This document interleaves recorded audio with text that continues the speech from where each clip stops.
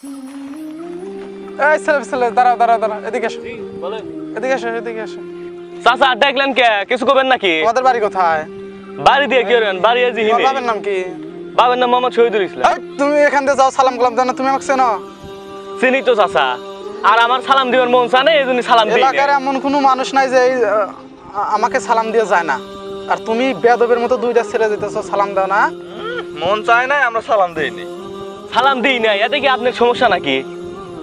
তুমি সালাম কালাম দাও না, আমি এলাকার একজন গণ্যমান্য ব্যক্তি, আর তুমি এখান দিয়ে চলে যাও বেয়াদবের মতন সালাম কালাম দাও না, আবার মুখে মুখে তর্ক করে যে যাকে ইচ্ছে তাকে সালাম দেবো। এটা তোমাদের কোন ব্যাপার? বাবা কিছু শেখায় না বাড়িতে? আচ্ছা কাকা, আপনার কথাই আমি নাই সালাম দিই নাই, তা আপনি কি হলেন? আপনি তো সালাম দিলি পারলেন না, তাও তো দিলেন না। বেয়াদব ছেলে পেলে থাপ্পড় দিয়ে গাল ফাটালাম, আমি বড় হয়ে মুরব্বি হয়ে তোদের সালাম দেবো? হ্যাঁ, এখন থেকে যদি দেখো, আমাকে দেখো যেখানে দেখতে, যে অবস্থা দেখতে, সালাম দিবে, মন থাকবা। তা আপনিও তো দিলেন না। ভালো আছেন? হ্যাঁ, ভালো আছি, আপনি ভালো আছেন? আলহামদুলিল্লাহ। কি সমস্যা কি আপনার? এই ছেলে পেলে বেয়াদব হয়ে গেছে, রাস্তা দিয়ে যাতে মুরব্বি গণ্যমান্য ব্যক্তিদের দেখলে সালাম দেয় না। দেখেন না ভাই, আমরা রাস্তাতে যেতেছি, আমার দেহে এনে বকা শুরু করে দিছে, সালাম দিনেই দেহে। একবারে অপরাধ তো আমাকে সালাম দেয় না, এই কারণে আমরা সালাম দিনেই দেহে। আমরা সালাম দেই। আপনি একটা এলাকার গণ্যমান্য ব্যক্তি, আপনাকে সালাম দেয় নাই, তো সেজন্য যে আপনি তাদের গরম দেখাইছেন, এটা তো ঠিক নয়। কারণ সে আপনাদের সালাম দেয় না। মুরব্বি, আমি আপনাকে বলি, হাদিস শরীফের মধ্যে আছে যে অল্প সংখ্যক লোক বেশি সংখ্যক লোককে দেখলে সালাম দিতে হয়। এরা আছে দুইজন, তাহলে আপনি একা, তাহলে এখানে হ্যাঁ মুরব্বি হন, আপনি হাজার মুরব্বি হন, কিন্তু কথাকে বোঝেন, এখানে দুজন আছে, আপনি একা, এই দুজনে আপনাকে সালাম দিতে হবে, আপনাকে সালাম দিতে হবে। তারা হয়তো ভুল করছে, কিন্তু আপনাকে সালাম দিতেই হবে বাধ্যতামূলক। আর আপনি কাউকে জোর করে সালাম দিতে পারবেন না, এই চাংটা শোনো সালাম দাও হে থাকি, এরকম না।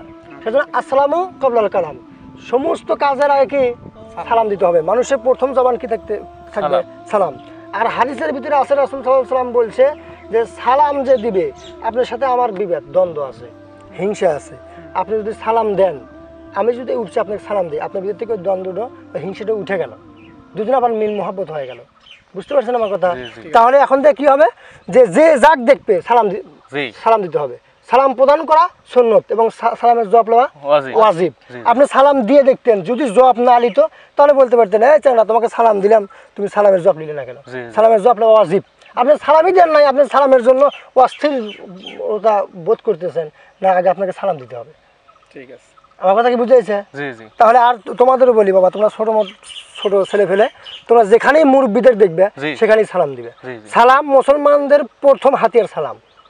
সালাম দিবে, দেখবে কত শান্তি। সালাম অর্থ কি? আমি তোমাকে সালাম দিই, আসসালামু আলাইকুম ওয়া রাহমাতুল্লাহ, আপনার উপর শান্তি বর্ষিত হোক। আর তুমি যখন বলবে ওয়া আলাইকুম আসসালাম ওয়া রাহমাতুল্লাহ, আপনার উপরে শান্তি বর্ষিত হোক। এই শান্তি নিয়ে যদি আমরা চলতে পারি, তাহলে আমরা সব জায়গায় সাকসেস হতে পারবো। ঠিক আছে ইনশাআল্লাহ?